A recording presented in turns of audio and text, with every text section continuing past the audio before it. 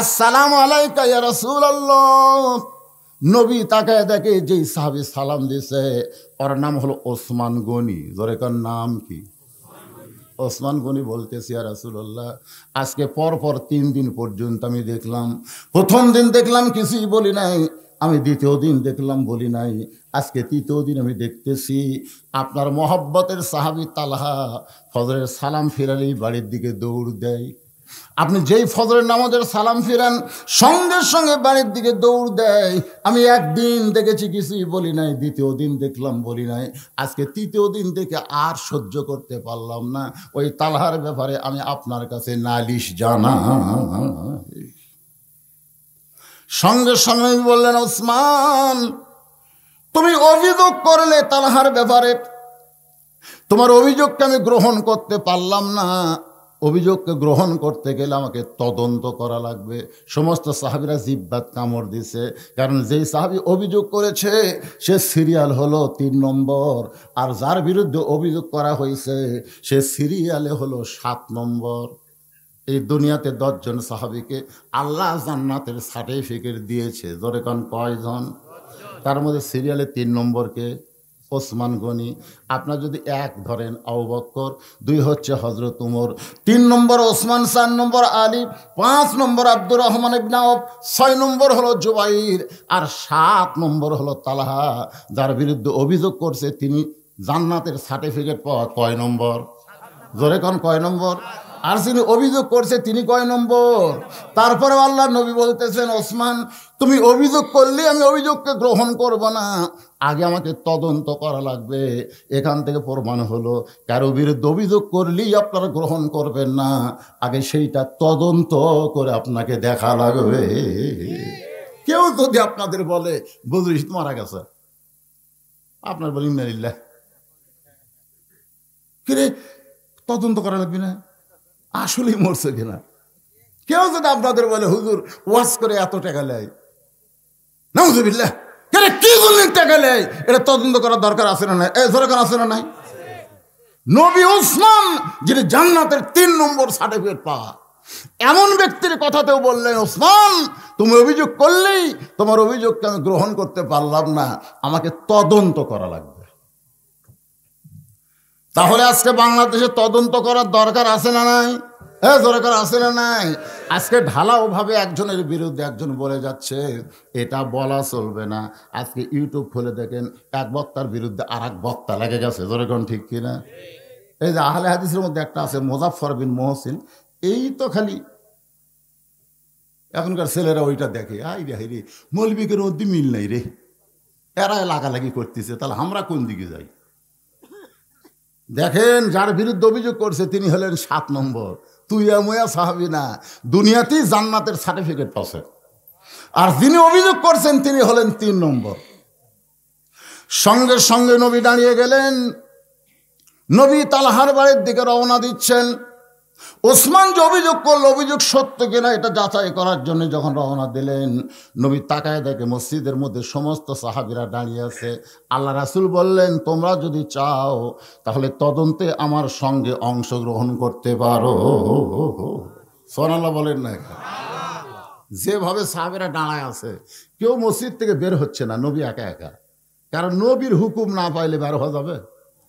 এই জন্য আল্লাহ নবী বললেন, তোমরা যদি চাও তাহলে আমার সঙ্গে তদন্ত অংশগ্রহণ করতে পারো। সমস্ত সাহাবী পিছনে পিছনে, নবী সামনে সামনে, কারণ নবী যখন রাস্তা দিয়ে যাবে, নবীর সামনে যাওয়া কোনো সাহাবীর জন্য চলবে না। নবী সামনে সামনে, আর প্রত্যেকটা পিছনে পিছনে। আল্লাহ নবী তালহার বাড়ির দরজা গেলেন। তালহার বাড়ির দরজা গিয়ে নবী সালাম দিলেন। আপনি যে কোনো বাড়ির দরজায় যান, নবীর সুন্নত হলো সালাম দেওয়া। নবীর সুন্নত কি? আপনারা কি সালাম দেন? এই সময় সালাম নবীর এই সুন্নত শোনেন। এই যে মানুষের বাড়ির দরজার যে সালাম দেওয়া, এই সালাম দেওয়ার সুন্নত যদি আপনি চালু করতে পারেন, 100 গলা কাটা শহীদের সওয়াব আল্লাহ আপনাকে দান করবে। আপনার মনে মরা সুন্নত, এই সুন্নত মরে গেছে। আব্দুল্লাহ বাড়িতে আছিস? আর কলিং বেল থাকলে তো চাপ মারে। নবীর সুন্নত হলো আসসালামু আলাইকুম ইয়া আহলাল বাইত। নবী তালহার বাড়িতে সালাম দিলেন। তালহা বাড়ির মধ্য থেকে বলতেছে ওয়া আলাইকুম আসসালাম ইয়া রাসূলুল্লাহ। সুবহানাল্লাহ বলেন। যেই মাত্র নবী সালাম দিয়েছে সঙ্গে সঙ্গে তালহা সালামের উত্তর দেয়। নবী বললেন তালহা বাড়ির দরজা খোলো। তালহা বাড়ির মধ্য থেকে বলতেছে রব্বাইকা ইয়া রাসূলুল্লাহ। নবী আবার ডাক দিলেন তালহা বাড়ির দরজা খোলো। তালহা বলতেছে লব্বাইকা ইয়া রাসূলুল্লাহ। আবার ডাক দিলেন তালহা দরজা খোলো। সঙ্গে সঙ্গে তালহা বলতেছে রব্বাইকা ইয়া রাসূলুল্লাহ। তিনবার নবী ডাকছে। জোরে কোন কয়বার? তিনবার নবী ডাকছে। তিনবার লব্বাইক বলতেছে কিন্তু দরজা খুলতেছে না। এমন সময় ওমর ফারুক সাহাবীদের মধ্যে সবচাইতে কি আল্লাহ রাসূল একটা হাদিস আছে আমার 4 জন সাহাবী 1 নম্বর। কয়জন? আবু বকর নরমে 1 নম্বর, আর গরমে 1 নম্বর হলো উমর, সম্পদে 1 নম্বর হলো ওসমান, আর জ্ঞানী 1 নম্বর হলো আলী। সুবহানাল্লাহ হবেন না? তাহলে 4 জনই কয় নম্বর? নরমে 1 নম্বরের নাম কি আর গরমে 1 নম্বরের নাম হলো উমর।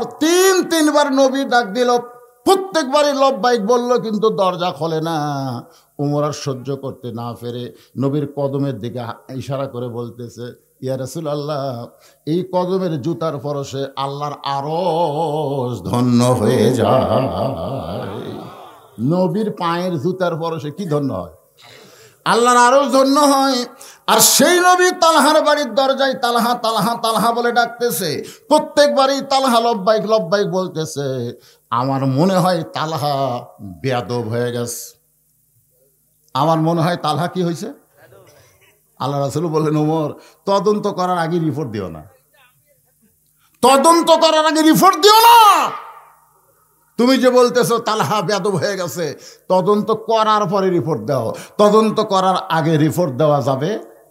আজকে আমাদের বাংলাদেশে তদন্ত করার আগে রিপোর্ট দেয়।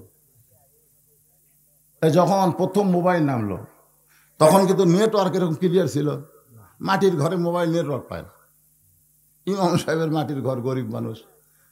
এখন মাটির ঘরে মোবাইল যা দেখে নেটওয়ার্ক নাই, তো জানলাতে হাত বার করে থই, মোবাইল লিঙ্কে হাত নিয়ে জানলাতে বার করে। যখন কল আসে তখন লাউড স্পিকার দিয়ে ঘরে ভর্তি কথা কয়। এক যুবক বলতে হুজুর এই বিপদ থেকে বাঁচতে গেলে আপনি একটা মোবাইল অ্যান্টিনা কিনেন, 400 টাকা দাম নেবে, বাঁশের মাথা লেগে দিবেন, ওই অ্যান্টিনার তার এনে মোবাইলের মধ্যে ঢুকে দিবেন, দেখবেন নেটওয়ার্ক ক্লিয়ার। ইমাম সাহেবের কথা মতো ওই মোবাইল অ্যান্টিনা কিনে বাঁশের মাথার দিয়ে তার এনে মোবাইলের মধ্যে ঢুকাই দিছে। মাশাল্লাহ, আর বাইরে হাত বাড়া করা লাগে না, ঘরের মধ্যে নেটওয়ার্ক ক্লিয়ার। ওইটা একটা তেল তেলা গোয়েন্দার দেখে হুজুর আবার টিভিও কিনছে। ওই জানি না টিভির অ্যান্টেনা আর মোবাইল অ্যান্টেনা দুটা ধপ এক হলো, দুটা কিন্তু মাপে এক না। ওই কোনোদিন মসজিদে যায় না, সেই দিন মসজিদে গেছে, যা বলতে নামাজ হবে না, নামাজ হবে না। সমস্ত মুসল্লি করে নামাজ হবে না, তুই মুফতি কবে থেকে হলি? ওই রাগ করে বলতো তোরা কি জানিস হুজুর টিভি দেখে? আমি নিজের চোখে দেখে আসলাম রে, হুজুর বসে থাকে টিভি দেখতেছে। মুসলিরা কয় নাউজুবিল্লাহ নাউজুবিল্লাহ। যেই হুজুর টিভি দেখে তার পাশে তো আমরা নামাজ পড়বো না। জোহরের সময় ইমাম সাহেব মসজিদে ঢুকতেছে, আল্লাহুম্মা আফতাহলি আবওয়াবা রাহমাতিক, দোয়া আছে না নাই? কেবল ইমাম সাহেব বলতেছে আল্লাহুম্মা আফতাহ, সমস্ত মুসল্লি বলতেছে না। ইমাম কয় না কি জন্যে? মুসল্লি বলতেছে মিয়া টিভি দেখেন আর আপনার পাশে আমরা নামাজ পড়বো। ইমাম কয় আমি তো টিভি কিনি নাই ভাই রে, তাহলে দেখবো কেমনে? তেলতলা বলে হুজুর তাহলে বাঁশের মাথার কি দেখলাম? ইমাম বলতেছে ওটা মোবাইল অ্যান্টেনা। তখন সবাই বলে কে রে তুই কি দেখলি আর কি করি? কই মনে করছিলাম ভাই। মনে করার উপর অভিযোগ করছে, আর তদন্ত ছাড়া ইমাম বাদ। আজকে আমাদের বাংলাদেশে এরকম আছে না নাই? জনগণ আছে না নাই? মনে করলে হবে না। ওমর তুমি যাকে বেদব বলতেছো, তদন্ত করার আগে রিপোর্ট দিও না। আগে তদন্ত হবে, তারপরে তালহা বেদব না খারাপ তারপরে বলা যাবে। জোরে কোন কথা ঠিক কিনা? দেখেন রাসূল যদি বলতো ওমর তুমি ঠিকই কইছো, তুমি ঠিকই কইছো, আমার জুতার পরশে আল্লাহর আরশ ধন্য হয়ে গেছে, আর এতবার ডাকতেছি তাও দরজা খোলো না, এ লাগাও রে। এই কথা যদি নবী বলতো, আপনার বলেন তো তালহার বাড়ি থাকতো? সাহাবীদের শরীরত বল আছে না নাই? একটা হলো শরীরের বল, একটা হলো ইমানের বল। আর এই সাহাবীদের মধ্যে এমন একজন সাহাবী আছে যার নাম হলো আলী। ও গোটা তালহার বাড়ি এক হাতের উপর লিবি। আলী যদি ইচ্ছা করে গোটা তালহার বাড়ি হাতের উপর লিবি। জোরে কোন কথা ঠিক কিনা? কারণ কামুজ দুর্গের দরজা যিনি ঢাল বানাছে, যে দরজা খুলতে 70 লাগাতে 70 জন মানুষ লাগে, আর সেই দরজাতেই হাতের ঢাল বানাছে। জোরে কোন সুবহানাল্লাহ। এমন সময় হযরত ওমর বুঝতে পারলেন যদি কোনো বেয়াদবি হয়, একটা কথা বলার কারণ নবী যেরকম খেপা খেপছে, আর এখানে থাকা যাবে না। ওমর ফারুক চুপি চুপি তালহার বাড়ির চারিধার ঘুরতেছে আর মনে মনে চিন্তা করে, আল্লাহ নবী ডাক দেয়, বেটা লব্বাইক বলে, দরজা খোলে না। এই বাড়ির মধ্যে এমন কি মজা আছে, এটা নিজের চোখে না দেখা পর্যন্ত আমি বুঝতে পারবো না। নিজের চোখে হযরত ওমর বাড়ির চারিধার ঘুরতে গিয়ে দেখতে পাই দেওয়ালের একটা ফাটল। ওই ফাটল দিয়ে ভিতর দিকে লক্ষ্য করে দেখে ছোট্ট একটা বাচ্চা, মাসুম বাচ্চাকে তালহা রশি দিয়ে খুঁটির মধ্যে বেঁধে রাখছে, আর বাচ্চাটা শুধু বাবা বাবা বলে কাঁদতেছে। আপনার বলেন তো, ছোট বাচ্চাকে যখন কষ্ট দেওয়া হয়, ওই বাচ্চা বাবা বলে কান্দে না মা বলে কান্দে? জোরে কোন, কি বলে কান্দে?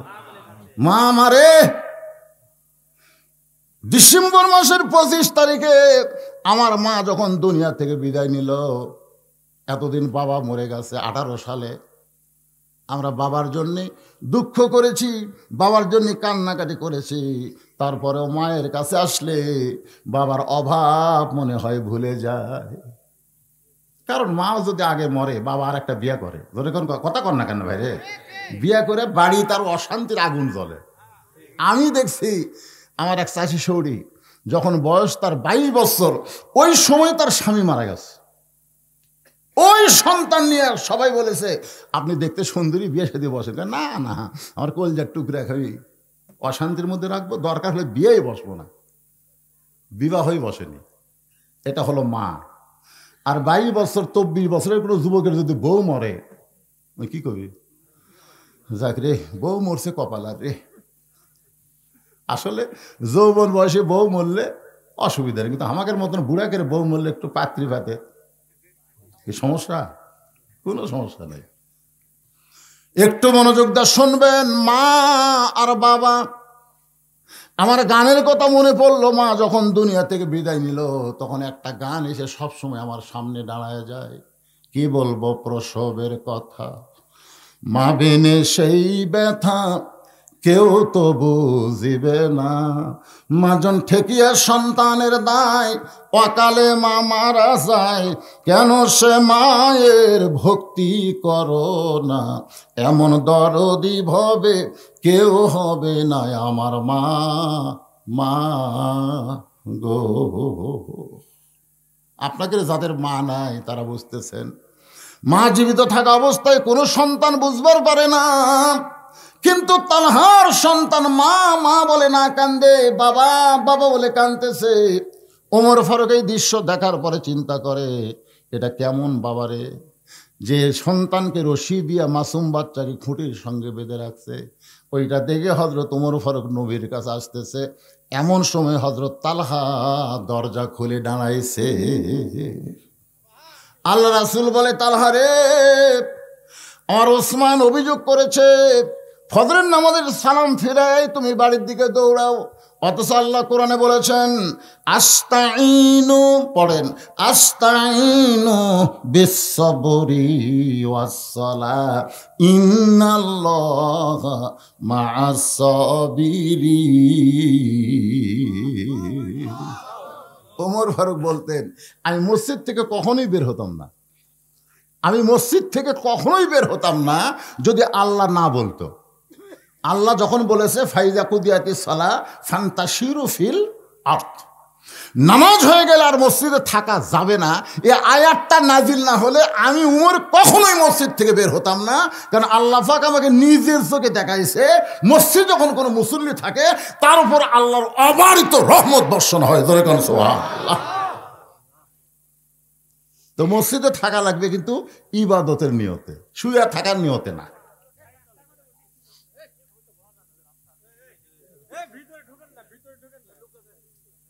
কি বারে কি হয়েছে বাবা?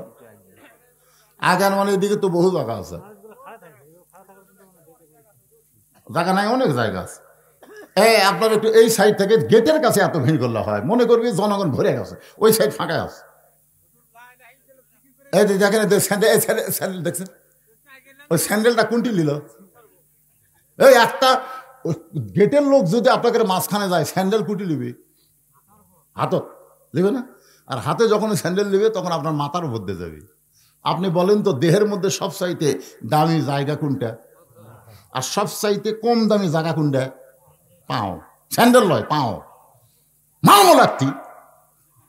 তাহলে কি বুঝবি? ওরে সালারে পাও দিয়ে মারবি রে। তা সেই পায়ের স্যান্ডেল মাথার মধ্যে যাচ্ছে, আপনাকে শরম লাগতেছে না? এই জন্য যার যে ফাঁকা আছে আপনি একটু আল্লাহর কাছে চাপেন তো, দেখি একটু চাপেন। এই জায়গাতে একটু ফাঁকা আছে, শুইছে নাকি রে? ওটা ঘুমাইছে নাকি? আচ্ছা ঠিক আছে, এগুলো জিকির করেন আর জমে বসেন। লা ইলাহা ইল্লাল্লাহ, লা ইল্লাল্লাহ, লা ইলাহা, লা ইলাহা ইল্লাল্লাহু মুহাম্মাদুর রাসূলুল্লাহ সাল্লাল্লাহু আলাইহি ওয়াসাল্লাম। আপনাদের বিনগ্রাম মসজিদ আছে না নাই? জোহরের নামাজ হয়ে গেছে, জোহরের নামাজ শেষ, কিন্তু ওরা তিনজন, কয়জন? 4 ফ্যান দিয়ে গল্প করতেছে, 1-1 ঘন্টা হয় গল্প ছাড়ে না। ফেরেশতারা বলতেছে আল্লাহ সবাই জোহর পড়ে চলে গেল, কিন্তু এরা তিনজন যে 4 ফ্যান দিয়ে গল্প করতেছে, এর কি রেজাল্ট কি? আল্লাহ বলতেছে এর কি রেজাল্ট হলো, নামাজের পরে মাথার উপরে ফ্যান চালু করে ওরা যতক্ষণ গল্প করছে, ওই ফ্যান চলার কারেন্টের বিল এই তিনজন আলাদাভাবে না দেওয়া পর্যন্ত জান্নাতে যাওয়ার পারবে না। কারণ মসজিদ আর বাপের ঘর না, ইচ্ছা মতো ফ্যান ঘুরাবি। জোরে কোন কথা ঠিক না? খুব খেয়াল করবেন বাজা। হায় হায় রে, তাও কি 3 জন 4 ফ্যান? 3 জনে 1 ফ্যান দিলি তো হয়, দিছে কটা? ওমর ফারুক বলতেছেন কোরআনের এই আয়াত যদি আমি না দেখতাম, তাহলে আমার জীবন থাকা অবস্থায় শুধু পাক পবিত্র হওয়ার জন্য মাঝে মধ্যে মসজিদ থেকে বের হতাম, কিন্তু আল্লাহর ঘর থেকে আমি কখনোই বের হতাম না। কারণ নিজের চোখে দেখছি, ইয়ানজুরুবি নূরিল্লাহ, আমি নিজের চোখে দেখেছি মসজিদ যতক্ষণ কোনো বান্দা থাকে ততক্ষণ আল্লাহর অবারিত রহমত তার উপরে বর্ষিত হয়। ধরে কর সুবহানাল্লাহ। ফজরের নামাজ পড়ি, তুমি বাড়ির দিকে দৌড় দাও। একদিন নয়, পর পর 3 দিন ওসমান গনি দেখেছে। আমার নরম সাহাবে ওসমান গনি এইটা দেখার পরে একদিনে রিপোর্ট করেনি, 2 দিনেও করেনি, 3 দিনের বেলায় করছে। আমার প্রথম অভিযোগ হলো তানহা, সালাম ফিরানোর পরে তুমি কেন বাড়ির দিকে দৌড় দাও? কারণ সালামের পরে দোয়া আছে না নাই? আমি কিন্তু মোনাজাতের কথা কই না, আমি দোয়ার কথা কইছি। আল্লাহ রাসূল সালাম ফেরানোর পরে অনেক দোয়া পড়তেন, তার মধ্যে একটা দোয়া কম্পালসরি, সেটা হলো আয়াতুল কুরসি। সেটা কি? আয়াতুল কুরসি। যে ইমাম সাহেব সালাম ফেরাবে, আপনি যদি আয়াতুল কুরসি তেলাওয়াত করেন, আল্লাহ রাসূল বলেছেন 5 ওয়াক্ত নামাজের পরে 5 বার আয়াতুল কুরসি কেউ যদি পড়ে, আল্লাহ তাকে 5টা পুরস্কার দিবে। কয়টা? 1 নম্বর পুরস্কার হলো আল্লাহ তার মৃত্যুকে সহজ করে দিবে, তার মৃত্যুর কোনো আযাবই হবে না। মায়ের স্তনে দুগ্ধ খাইতে খাইতে সন্ধ্যার যেমন ঘুমায়া যায়, এমনভাবে মৃত্যুর কোলে ঢলে পড়বে। এটা হলো 1 নম্বর। 2 নম্বর পুরস্কার হলো কবরে যখন মুনকির নাকির তাকে সওয়াল করবে, এই আয়াতুল কুরসি আমল করার কারণে তার প্রশ্নের উত্তর আল্লাহ পাক নিজেই দিয়ে দিবে। জোরে কোন সুবহানাল্লাহ। কয়টা গেল? 3 নম্বর, হাসরের ময়দানে তার নেকির পাল্লার ওজন বেশি হবে, আল্লাহ তাআলা তার কাছ থেকে কোনো হিসাব নেবে না। 4 নম্বর, বিজলি আকারে পুলসিরাত পাড়ি দিবে। 5 নম্বরে 8টা জান্নাতের দরজা আল্লাহ খুলে দিবে। তবে শর্ত হলো 5 ওয়াক্ত নামাজের একই সাথে 5 বার না, একসাথে যে সারাদিনের কাজা আয়াতুল কুরসিটা করিবারে, কারণ 5 ওয়াক্ত নামাজ পড়া আমার টাইম নেই, একবারে 5টা মেরে দিই হবে। এই দেখেন এটা কি কি কায়দা দেখছেন, যে সালাম ফিরানোর পর, তার মানে বোঝা গেল 5 ওয়াক্ত নামাজ আপনাকে ধরা লাগবে। জোরে কোন কথা ঠিক কি না? কয় ওয়াক্ত?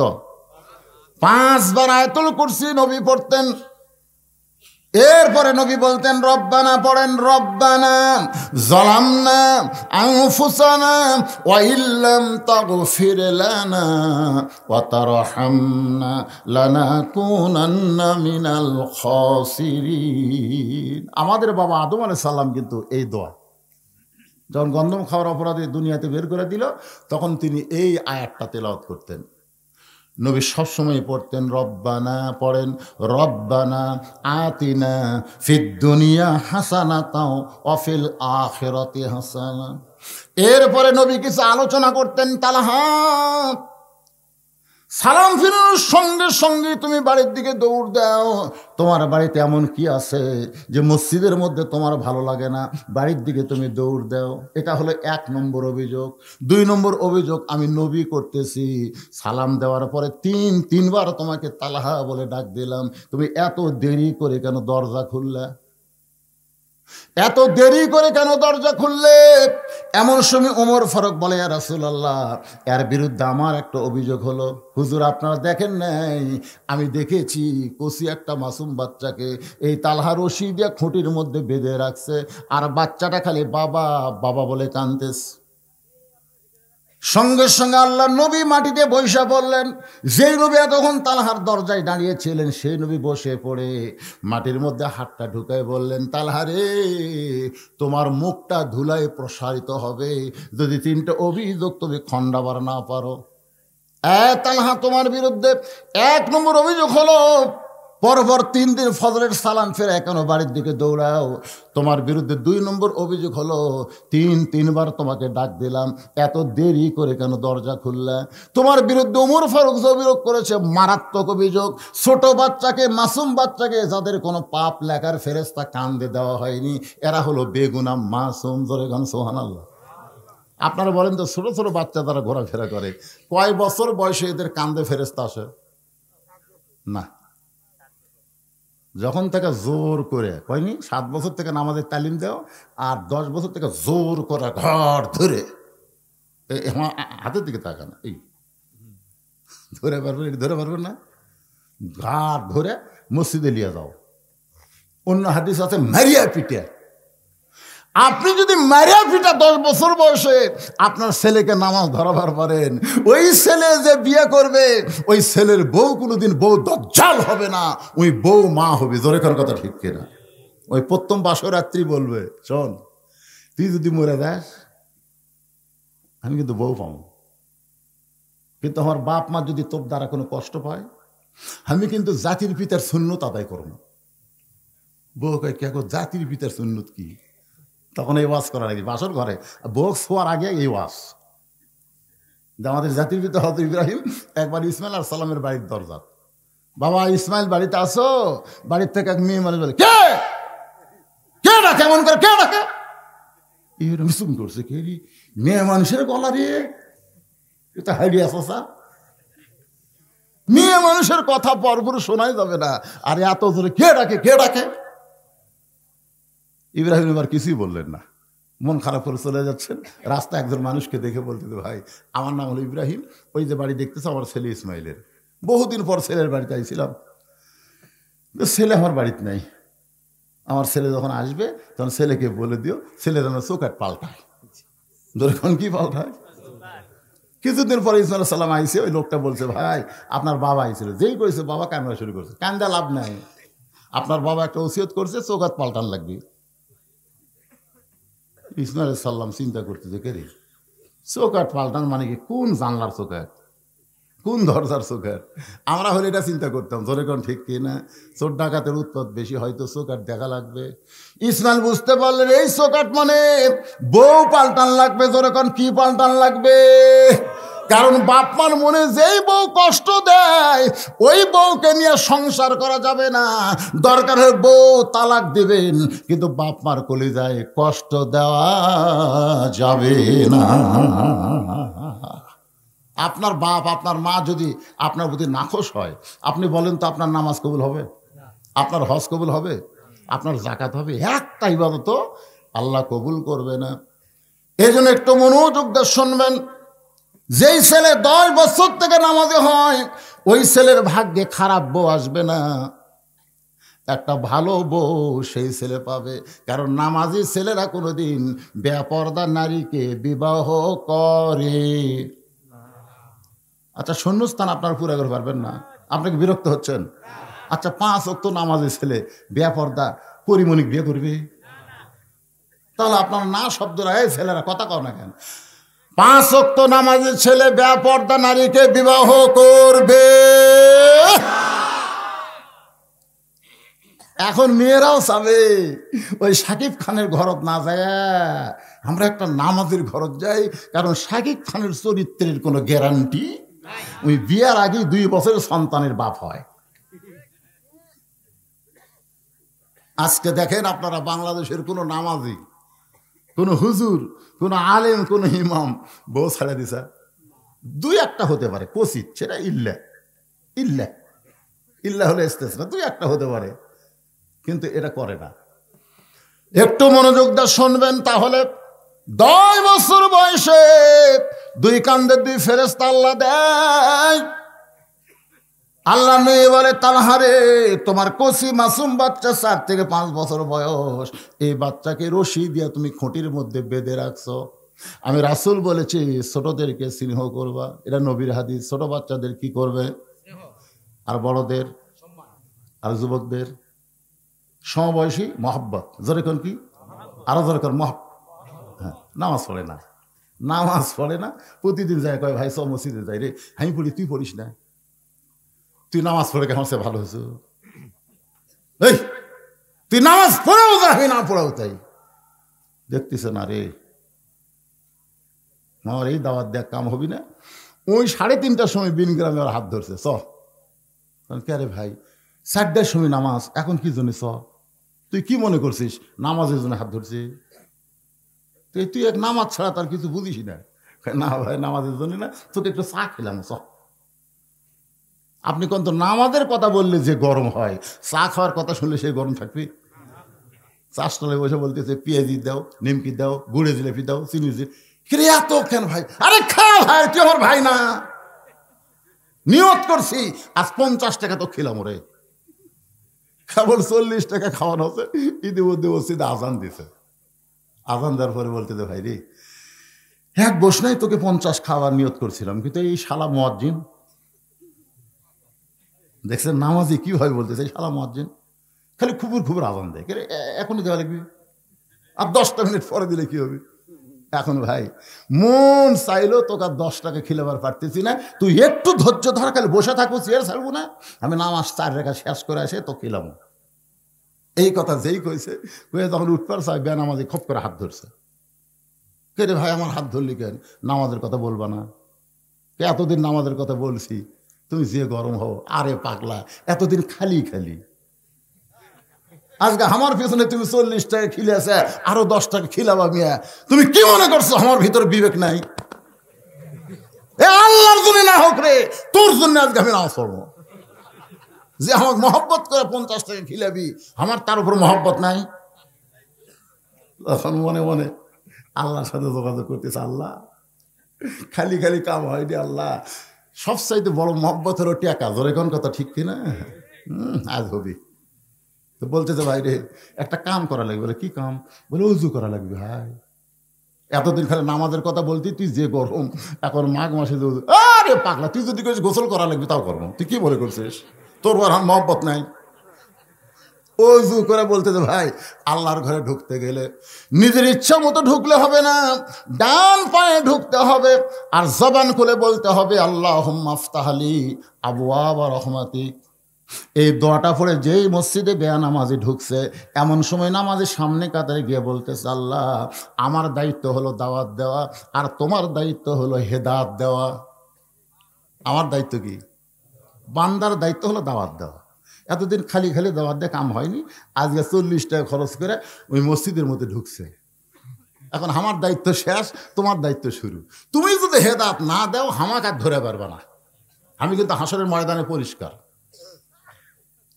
এমন করে চোখের পানি নিয়ে যখন আল্লাহর কাছে কান্দে, আল্লাহ বলে, বান্দারে বেনামাজিকে যখন মসজিদের মধ্যে ঢুকাইছিস, আমি আল্লাহ তাআলা হিকমতের মাধ্যমে তাকে নামাজের ভিতরে ঢুকাইয়া দিব। এর নাম হলো মহাব্বত। বেনামাজের সঙ্গে মহব্বত করবেন, সমবয়সীর সঙ্গে মহব্বত করবেন, ছোটদেরকে স্নেহ করবেন, বড়দেরকে সম্মান করবেন, আর সমবয়সীদেরকে মহব্বত করবেন। আল্লাহ নবী বলে, তালহা রে, আমি ছোট বাচ্চাদের অত্যন্ত মহব্বত করি। আপনারা বলেন তো নবী ছোট বাচ্চাদের কেমন মহব্বত করছেন? উমর ফারুক বললেন, হুজুর আসরের নামাজের প্রথম সেজদায় আপনি 3 বার সুবহান রাব্বিয়াল আলা বললেন, কিন্তু দ্বিতীয় সেজদায় 101 বার সুবহান রাব্বিয়াল আলা বলি, কিন্তু আপনি সেজদা তোলেন না। এত লম্বা সেজদা দিলেন। আবার দ্বিতীয় রাকাতে আপনি 3 বার করে, তৃতীয় রাকাতেও 3 বার করে সেজদা হলো, চতুর্থ রাকাতেও 3 বার করে হলো, কিন্তু প্রথম রাকাতে দ্বিতীয় সেজদায় এত লম্বা। আমি একসময় মনে করছিলাম মাথা তুলে দেখি তো নবী ঘুম আছে নাকি, কিন্তু একতে দেয় তো বিহাদাল ইমাম হক মাথা তুলে দেয়নি, কিন্তু সেজদার মধ্যে আমার মনে হয় সেজদা হয়নি, খালি এতক্ষণ। আল্লাহ নবী বলেন, ওমর দ্বিতীয় সেজদায় গিয়ে 3 বার সুবহান রাব্বিয়াল আলা বলার পরে আমি মাথা তুলতে চাইছিলাম, এমন সময় 2 জন পবিত্র আমার পেটের ওপরে এসে বসলো। আমি নবীদেরকে এত ভালোবাসি, সুবহানাল্লাহ। 2 জন পবিত্র আমার পেটের উপরে চড়ে বসলো, আমি এদেরকে এত ভালোবাসি। এক সময় আমি চিন্তা করলাম এদেরকে পিঠ থেকে না আবার চাই। আল্লাহ বলে, হাবিব গো, আপনি ওদেরকে যেমন ভালোবাসেন আমি আল্লাহ তেমনও ভালোবাসি। হাসান হোসেন যতক্ষণ পিঠে বসে থাকবে আপনি সেজদা থেকে মাথা তুলবেন না। নবী বলে, তালহা রে, আমি আমার নাতিদেরকে শুধু ভালোবাসি নাই, ঈদের দিনে বসে ঈদগাহে যাচ্ছেন নবী আমার, ইহুদি এক মা তার সন্তানকে রাস্তা ফেলে দিয়ে আড়ালে লুকে আছে। ঈদের দিন, ওমা আরসালনাকা ইল্লা রাহমাতুল লিল আলামিন, এটা ইহুদির বউ দেখার জন্য দাঁড়িয়ে আছে। ছোট বাচ্চা ধুলাই গড়াগড়ি করতেছে। আল্লাহ নবী বললেন, তুমি কে রাগো? বাচ্চা কান্দে, আমার কোনো বাপ নাই। ছোট মাসুম বাচ্চা 4-5 বছরের বাচ্চা ইহুদি কান্দার কয়, আমার কোনো বাপ মা নাই। সঙ্গে সঙ্গে নবী ওই বাচ্চাকে কোলে নিলেন। আবু বকর বলে, হুজুর এর গায়ে ধুলা ময়লা, আজকে আপনি ইমাম, ঈদের ময়দানে ইমামতি করবেন, আর ইহুদির বাচ্চার ধুলা বালি আপনার কাপড়ে লাগতেছে। রাসূল বলতেছে, আবু বকর ছোট বাচ্চাদের এত ভালো লাগে, ইহুদি খ্রিস্টান হলেও আমি তাকে মাটিতে রাখতে পারি না। ধরে করো সুবহানাল্লাহ। নবী আমার ইহুদির বাচ্চার কপালে চুমা দেয়। দূর থেকে মা চিল্লায় বলে, কে রে? মুসলমানের নবী, আর ইহুদি থাকবো না, আমারে পড়ায় দেন, আজ থেকে আমি সহ আমার সন্তানকে নিয়ে মুসলমান হতে চাই। সঙ্গে সঙ্গে আল্লাহ নাজিল করলেন, ফাবিমা রাহমাতিন মিনাল্লাহ। জোরে কোন সুবহানাল্লাহ। তুমি তোমার কচি বাচ্চাকে রশি দিয়ে কেন বেঁধে রাখছো? তালহা বলতেছে, রাসূলুল্লাহ একসঙ্গে 3টার উত্তর দেওয়া যাবে না। প্রতিদিন ফজরের নামাজ পড়ে, প্রতিদিন কয়দিন?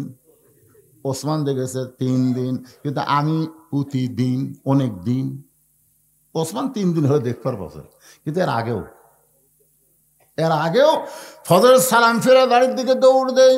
রাসূল বলেন, কারণ কি? তালহা বলতেছে, হুজুর যেই জুব্বা পরে, যেই কাপড় পরে আপনার জন্য আমি দরজা খুললাম, এই একটা মাত্র কাপড় ছাড়া আমার বাড়িতে আর কোনো কাপড় নাই, যে কাপড় পরে আল্লাহ নবীর সামনে দাঁড়ানো যায়।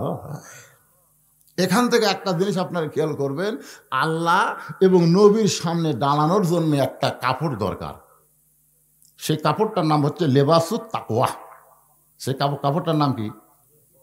লেবাসুত তাকওয়া। যেই পোশাক পরলে আল্লাহর ভয় এমনি এমনি ভিতরে চলে আসে।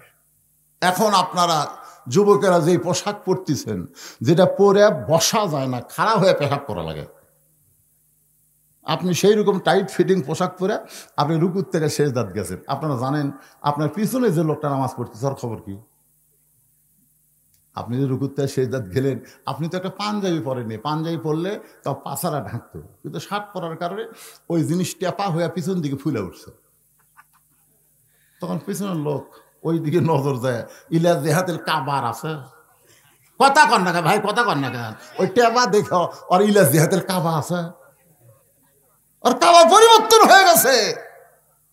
এই জন্য আল্লাহ নবীর সামনে দাঁড়াবার গেলে প্যান্ট শার্ট চলবে না, ইসলামী পোশাক পরা লাগবে। ধরে কথা কর না গা। মসজিদে যায় ফুল প্যান্ট গোছাচ্ছে, ফুল প্যান্ট গোছাচ্ছে, টাকনুর উপর তুলতেছে। আমি বললাম কে রে ভাই, ফুল প্যান্ট গোছাস কেন? হুজুর টাকনুর উপর না তুললে হবি। আমি বললাম পারো, তার মসজিদ না পাক। হুজুর আপনি কোন কি মসজিদ পাক? তো পাক জায়গায় তুই কাপড় উপর তুলতিস কে? আল্লাহ রাসূল টাকনুর উপর কাপড় পরার কথা এই জন্য বলেছেন, রাস্তা দিয়ে চলার সময় রাস্তার নাফাকি যেন তোর কাপড়ে না লাগে, টাকনু পর্যন্ত ধৌত করা ফরজ। জোরে কোন কথা ঠিক কিনা? কিন্তু তোর টাকনু ময়লা লাগে না, তোর ফুল প্যান্ট টাকনু ঢাকা ধরছে। রাস্তার যত ময়লা তোর ফুল প্যান্টত লাগছে। তো নামাজ পড়বার গেলে শরীর পাক, তারপর কি কাপড় পাক। তো তোর কাপড়ের নিচে যে না পাক হয়ে গেছে, রাস্তা না পাক লাগে, এখন গোছালে হবে না, ওই পর্যন্ত কিচি দিয়ে কাটা লাগবে। কি করা লাগবে? কথা কন না। তাহলে আপনার কোন পর্যন্ত কাপড় পরবেন? টাকনুর উপরে। কোন পর্যন্ত কাপড় পরবেন? উপরে। ধরে কোন নিচে না উপরে? এখন খলিফার কাছে গিয়ে, দর্জির কাছে গিয়ে বলতে, তোর ভাই নাভির উপর থেকে মাপলে, নাভির উপর থেকে মাপলিয়ে টাকনুর উপর পর্যন্ত মাপ। কাপড়ের মাপ দিচ্ছে। ফেরেশতা কয়, দেখো আল্লাহ তোমার বান্দা নাভির উপর থেকে টাকনু পর্যন্ত মাপ দিল, আল্লাহ ওর জীবনের গুনাহ আমি মাফ করে দিলাম। জোরে এখন সুবহানাল্লাহ। ছেলেরা, এই ছেলেরা, লুঙ্গি পরো, পায়জামা পরো আর ফুল প্যান্ট পরো, যেটাই পরো টাকনুর উপরে থাকা লাগবে, নিচে যাওয়া। আর মেয়েদের কাপড় টাকনুর নিচে দিতে হবে, টাকনুর উপরে যাওয়া চলবে। আপনাকে লাগাই দেখবেন কতগুলো মেয়ে মানুষ প্লাজো প্লাজো প্লাজো এইরকম ওষার, পেটিকোট না পায়জামা বোঝার উপায় নাই, টাকনুর উপরে দিতে, টাকনুর উপরে পরে হাই হিল পরে কিলকিল করতেছে। আর কাপড় যা লাগবে টাকনুর তলে, উই তুলিছে উপরে। আর যার থাকা লাগবে টাকনুর উপরে, উই দিছে নিচে। বর্তমানে বাংলাদেশে ছেলেরাই নারী হচ্ছে আর নারীরাই ছেলে হচ্ছে। ধরে কথা কন না, কথা কন না খান। কোন কথা ঠিক? আপনাকে এলাকার নাই এরকম? আমি কি করব? দেখি তুই খারাপ হতো বাজান, খারাপ হতো দেখি। শোনার সান বক্তার ওয়াজ ভিডিও করতেছু, ও গুছা থুছু, তুই না আগেই কাম সারছু রে। সুবহানাল্লাহ।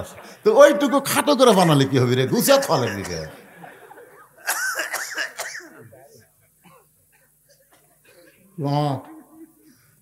তুলে দিয়েছেন দেরি করে, বাড়ি রাত তো হবি রে।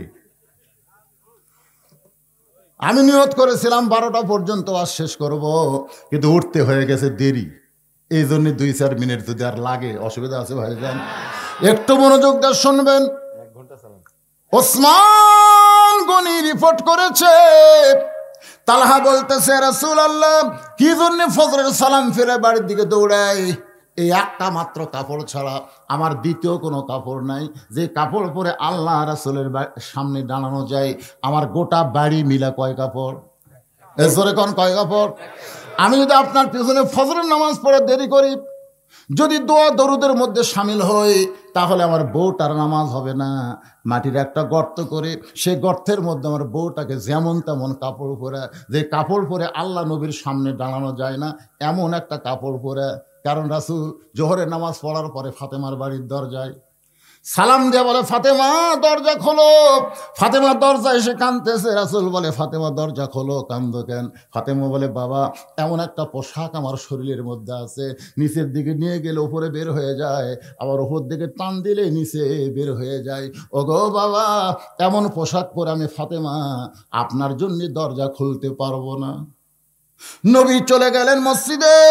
আসরের নামাজ পড়ার পরে নবী ফাতেমার দরজায় ডাক দিয়ে বললেন, ফাতেমা একটু দরজা খোল। ফাতেমা বলতেছে, বাবা আপনি কি অধৈর্য হয়ে গেলেন? আমার শরীরে এমন একটা পোশাক গো বাবা, যে পোশাক পরে বাবার জন্যে আমি মেয়ে দরজা খুলতে বড় শরম পাই। সঙ্গে সঙ্গে নবী জানলার কাছে গিয়া এক টানে গায়ের চাদর টান দিলেন। চাদর খুলে বললেন, ফাতেমা এই চাদরখানা নিয়ে পরে বাবার জন্য দরজা খুলে দে। নবীর গায়ের চাদর ফাতেমা দেহে জড়িয়ে আল্লাহ নবীর জন্য যখন দরজা খুলে দেয়, নবী তাকায় দেখে ফাতেমা নিচের দিকে তাকায় কাঁদতেছে, দুই চোখের পানি পরপর করে পড়তেছে। রাসূল বলে, ফাতেমা রে দে তোর হাতটা দে। ফাতেমা যখন ডানা হাতখানা নবীর হাতে দেয়, নবী কেনি আঙ্গুল টান দেয়, বলে 33 বার সুবহানাল্লাহ পড়বি।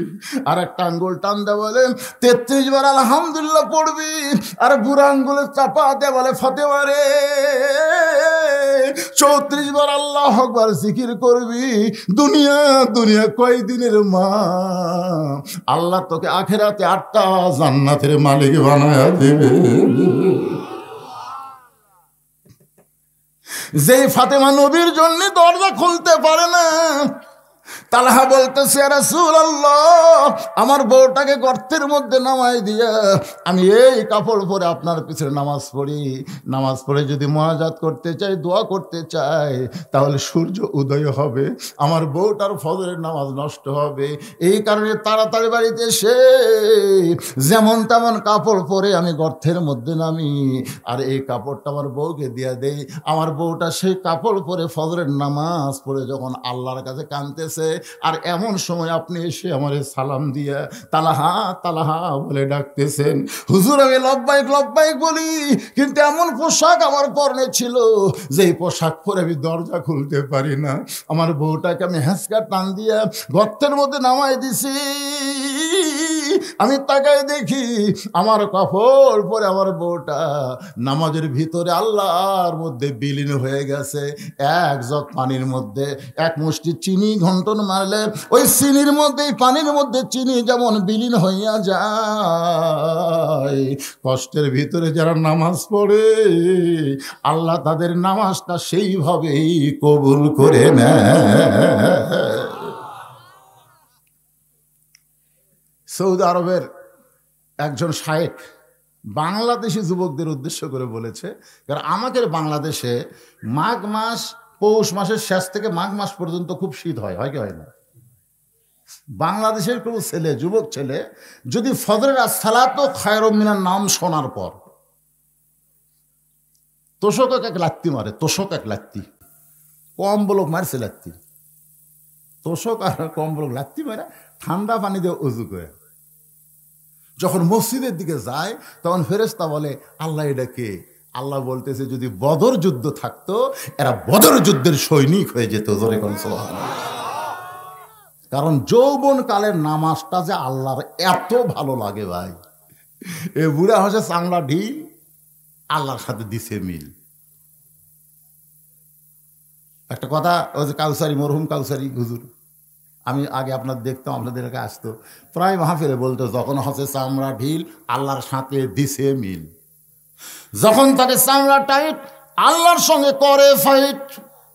রে যুবকেরা, তোমাদের নামাজের এত দাম, সরকারি চাকরি যেমন যৌবন বয়স ছাড়া পাওয়া যায় না, নামাজ হচ্ছে আল্লাহর সরকারি ইবাদত, এইটা যৌবন ছাড়া ঠিক মতো আদায় করা যায় না। কথা কর না কেন? এখন আমি শোনেন, আগে কি করতাম, আমি এই যখন সেজদা থেকে উঠতাম না, আমি কিন্তু একবার হাঁটু হাত দিয়ে উঠতে পারতাম। আমার কথাই বলতেছি, সেজদা ওঠার সময় হাঁটু হাত দিয়ে কি শক্তি চালিয়ে উঠতাম। কিন্তু এখন 2 বার ভর দেওয়া লাগে। আগে এর থেকে হাতে না এটি এক ভর, তারপর আবার এই সাইডে ভর দিয়ে তারপর ওটা লাগে। অনেক সময় মনের অজান্তে বের হয়, মানে মাজাত লাগতেছে,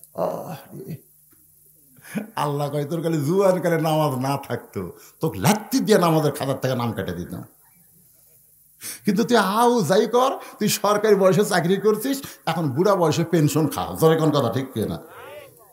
কথা কয় না পারে। আমার কথা কি বুঝতে পারতেছেন না? যে সরকারি বয়সে যারা চাকরি করে, বুড়া বয়সে যদি চোখের পাওয়ার কমা যায়, কানের শ্রবণ শক্তি কমা যায়, হাত লিখতে যদি হাত কাঁপে, সরকার কি কয়? যা তোর চাকরি বাদ। তা কয় না, যা বসে থাকা খা, প্রতি মাসে খালি ব্যাংকের কাছে যাবো, যা বেতন পাচ্ছিল তার অর্ধেক দিবি যা। তো সরকার যদি বুড়া বয়সে পেনশন দিবার পারে সরকারি চাকরিকে, তাহলে যারা যৌবন বয়সে নামাজ ধরছে, বুড়া বয়সে যদি ঠিক মতো আদায় করার নাও পারে, ওই যৌবন বয়সের সবের পেনশন আল্লাহ বুড়া বয়সে দিবে। ধরে কথা কন না। আর বুড়া বয়সে যাই নামাজ ধরছে, 1-2 বছরে নামাজ পড়ার পরে লাতিক বলতেছে, ভাইরে উঠতে বসতে খুব কষ্ট হয়, তুই একটা সিয়াল লিয়ে মসজিদের কোনার থতো যা। তখন লাতি সিয়াল লিয়ে মসজিদের থোছে। আল্লাহ নবী যতক্ষণ পর্যন্ত কাতার সোজা না হয়েছে ততক্ষণ পর্যন্ত কেবলামুখী হয়নি। রাসূল বলেছে পায়ের গোড়ালির সঙ্গে গোড়ালি মিল করা লাগবে, চেয়ার প্যাটিকের গোড়ালির সাথে গোড়ালি কোনোদিনও মিল করা যাবে না। কোনো কাতারের মধ্যে যদি চেয়ার থাকে ওই কাতার মাকরু হয়ে যায়। যারা ওই কাতারে নামাজ পড়বে তারা নামাজ হবে, কিন্তু জামাতের কোনো সওয়াব আল্লাহ তাদেরকে দিবে না। এই জন্য যারাই জামাত করতেছে তাদের দায়িত্ব হলো মসজিদ থেকে চেয়ার বের করা। জোরে কোন কথা ঠিক কিনা? তাদের দায়িত্ব। 2-1 ঠিক কয়, বাদ থাকে কয় না রে, তোরা বুড়া হয়েছিস নাকি রে? যদি আপনি জামাতের সব চান, প্রতি রাকাতে 27 গুণ সব যদি আপনি চান, তাহলে আপনার কাফারের মধ্যে কোনো চেয়ার থাকা যাবে না। কারণ পায়ের গোড়ালির সঙ্গে গোড়ালি মিল করা লাগবে। এই মুরব্বী আবার এত পর আসছে যে কোথা থেকে রে?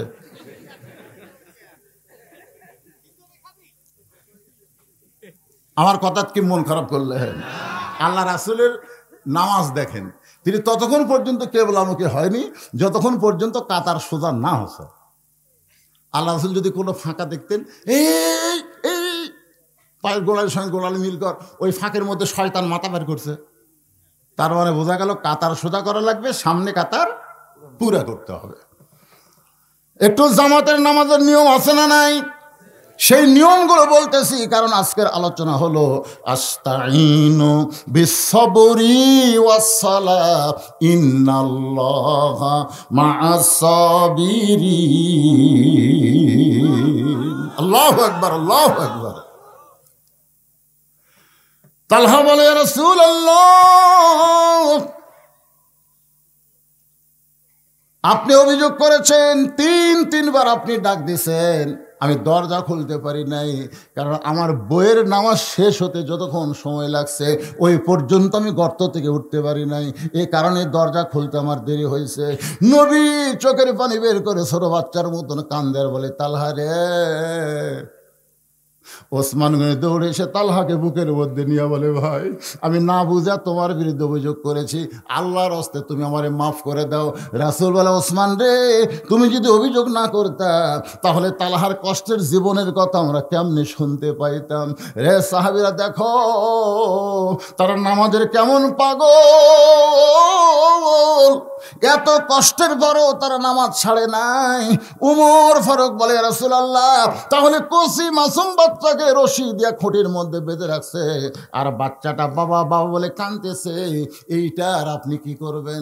তালহা বলতেছে, রাসূলুল্লাহ, আমি আমার ছোট বাচ্চাকে রশি দিয়ে বেঁধে রাখার পিছনে কারণ হলো আমার বাড়ির দরজায় যে গাছটা দেখতেছেন, খুরমা খেজুরের গাছ, এই গাছটার মালিক হলো একজন ইহুদি। এই গাছটার মালিককে কয়েকদিন হলে খেজুরে পাক ধরছে, রাতের বেলা টস টস করে পাকা খেজুরগুলো গাছের গোড়াত পড়ে। হুজুর, আমি আপনার পিছনে নামাজ পড়বার গেলে ফজরের ওই সময় যদি আমার ছেলে ঘুম থেকে চেতন পায়া ইহুদির গাছের খুরমা খেজুর খায়, আমি একজন মুসলমান আর আমার বাচ্চা ইহুদির গাছের খুরমা খেজুর খাবে, এটা আমি কখনোই পছন্দ করি না। আমি একজন মুসলমান, আমি পেপসি খাবো? আমি একজন মুসলমান, আমি লাইফ বয় সাবান ব্যবহার করব? আমি একজন মুসলমান, আমি বাটা জুতা পরব? এগুলো সব কিছুর মালিক হচ্ছে ইহুদি। একজন ফিলিস্তিনের মা বলেছে, দুনিয়ায় 230 কোটি মুসলমান আর মাত্র 90 লক্ষ ইহুদি। এই 90 লক্ষ ইহুদি বাইতুল মুকাদ্দাসকে দখল করতে চায়। এ পর্যন্ত 20,000-এর উপর ফিলিস্তিন নিরীহ মুসলমান করা হত্যা করছে। 230 কোটি মুসলমান যদি ফিলিস্তিন ইসরায়েলের দিকে তাকায়া খালি পেশাব যদি করে দেয়, ইসরায়েলের ইহুদিরা ভাইসা দেবে। কিন্তু মুসলমানরা এক হচ্ছে না, এক একজন এক একটা ফতুয়া মারতেছে। কিছুদিন আগে এক ফতুয়া মারল একজন আহলে শায়েকে শয়তান। ও বলতেছে হামাস গ্রুপ নাকি আকীদা ঠিক নেই। শালাকে কপালত জুতে লাত্তি মারা দরকার। বর্তমান প্রধানমন্ত্রী পর্যন্ত ফিলিস্তিনের পক্ষে কথা বলতেছে, জোরে কোন কথা ঠিক কিনা? আর এই শালা মওলানার সাইজ লিয়া ইহুদির পক্ষে কথা বলতেছে। ডক্টর জাকারিয়া বলছে ইহুদিদের আকীদা ভালো। দেখছেন, দেখেন ইউটিউবে সার্চ দিয়ে দেখেন, ডক্টর জাকারিয়া বলছে ইহুদিদের নাকি আকীদা ভালো। আল্লাহর বান্দার একটু মনোযোগ দিবেন। এসি ঘরের মধ্যে ঘোমটা দিয়া এরা ফতুয়া মারে, আর এই ফতুয়াগুলো আমাদের যুবকগুলো দেখে। দেখার পরে আজকে হামাসকে তারা জঙ্গি বলতেছে। হামাস জঙ্গি না, হামাসের মধ্য দিয়ে ইমাম মেহেদির আগমন হবে দুনিয়া। কারণ ফিলিস্তিনের মা বলেছে আমাদের সন্তানগুলোকে এরা হত্যা করতেছে। কারণ হলো বিশ্বের একজন মা তার সন্তানকে জন্ম দেয়, আর ফিলিস্তিনের একটা মা তার সন্তান জন্ম দেয় না, একটা করে মুজাহিদের জন্ম দেয়। প্রত্যেকটা বাচ্চা ইহুদিদের বিরুদ্ধে যখন থেকে কথা বলা শুরু করে তখন থেকে ইহুদির বিরুদ্ধে স্লোগান দেয়। অস্ত্র নেয় হাতে, পাথর নিয়ে ইহুদির উপর আক্রমণ করে।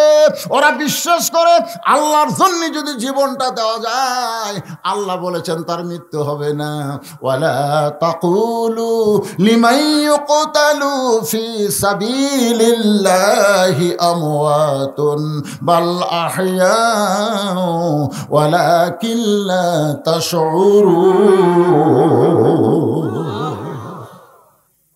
হুজুর, আমার 4-5 বছরের বাচ্চাকে ইহুদির গাছের খুরমা খেজুর থেকে রক্ষা করার জন্যে আমার কান্দে করে মসজিদ দিকে রওনা দেই। মাঝখানে রাস্তায় গিয়ে আমার মন বলতেছে আমার বাচ্চা ও তো নামাজ বোঝে না, ও যদি নামাজকে নষ্ট করে দেয়। কারণ রাসূল বলেছেন 7 বছর থেকে নামাজের তালিম দাও। আমার ছেলের বয়স হলো 4 বছর। এখন 4 বছরের বাচ্চা আমি কান্দে করে নিয়ে মসজিদে রাইখা দেব। আমরা যখন নামাজ শুরু করব তখন যদি ওর নামাজ নষ্ট করে দেয়। নামাজ ঈদুল ফিতরে আমার ঈদগাহে অনেকগুলো মুসল্লি তাদের ছেলেদেরকে, নানা লাতিদেরকে, দাদা লাতিদেরকে দিয়ে নামাজে যাচ্ছে। বয়স বেশি না, 3 বছর 4 বছর এগুলো ক্লিয়ারছে। এখন আমরা শেষ দাঁত গেছি, ওরা 5-6 জন একত্র হয়ে বলতেছে এরা উপর হয়ে আছে রে। মানে ছোট মানুষ তো শেষ দাঁত বুঝা পায়নি, উপর হওয়া কছে। যেই কছে এরা উপর হয়ে আছে, আমার মধ্যে হাসি যাচ্ছে। কয় কি মানে এরা কয় কি রে? কারণ এরা সব সিজার করা, ধরে এখন কি করা, সিজার করা বাচ্চা যদি একত্র হয় আপনি কোনো অবস্থাতে এদেরকে ভালো রাখতে পারবেন না। কারণ পেটর থেকে বের করার পরে আর তো কথা কয় না, ঘুম পাড়তেছে। কারণ আরো 2 দিন পরে ওর জন্ম হবে, কিন্তু টেকা খাওয়ার লোভে ডাক্তার আগেই পেট কাটছে। পেট কাটা দেখে তোর ঘুমই ভাঙেনি, তখন নার্স কয় স্যার পেট তো কাটলেন, ই তো ঘুমের মধ্যে আছে, কি কর্ম? বের কর, বার করে একটা ঘুরেন দে। তখন বার করে এইরকম একটা ঘুরেন দেয়, করে কান্দে ওঠে। ওই যে মাথার ঝাঁকি লাগছে ভাই, ওই ঝাঁকিতে ওরা দোয়া দরুদ দেয়, কান্না থামে না। মোবাইল না দেখলে ভাত খায় না, জোরে কোন কথা ঠিক কিনা? ওরে বাবা! তো এই সিজার করাগুলো একত্রে বলতেছে উপর হয়ে আছে রে। তা আমি না হয় ইমাম মানুষ কোনো মতে হাসিটা কন্ট্রোল করছি, কিন্তু সামনে কাতারে সবাই কালে খ্যাক খ্যাক করে হাসতে হাসতে নামাজ আসে। অন্য নামাজ হলে না আর একবার পড়া যায়, ঈদের নামাজ পড়ার উপায় আছে? আমি মোনাজাতের আগে বললাম ভাইজান, আগামী ঈদের মাঠে 7 বছরের নিচে কোনো বাচ্চা আনা যাবে না।